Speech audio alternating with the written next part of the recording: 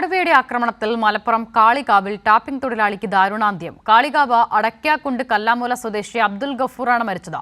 ടാപ്പിംഗിനിടെയാണ് ഗഫൂറിനെ കടുവ കടിച്ചുകൊണ്ടുപോയത്. കടുവയെ പിടികൂടുന്നതിനുള്ള നടപടികൾ വനംവകുപ്പ് ആരംഭിച്ചു. പുലർച്ചെ 6:30-നാണ് സംഭവം.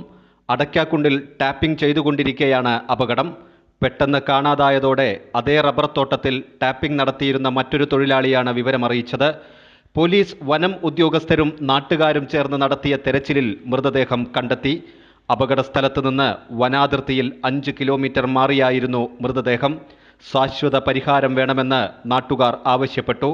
പഞ്ചായത്തിലെ പാറശ്ശേരി എന്ന് പറയുന്ന പ്രദേശത്ത് കുറേ നാളുകളായിട്ട് കടുവ ശല്യം നിലനിൽക്കുന്നുണ്ട്.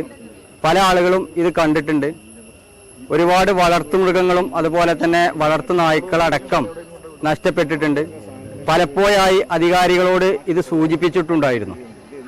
അധികാരികൾ വരും, അവർ അതുപോലെ തിരിച്ചു പോകും. എന്നാൽ അതിനൊരു പരിഹാരം കാണാനോ മറ്റോ അധികാരികൾ ഇന്നേ വരെ ശ്രമിച്ചിട്ടില്ല. സംഭവ സ്ഥലത്ത് നാട്ടുകാർ DFOയെ തടഞ്ഞ് പ്രതിഷേധിച്ചു.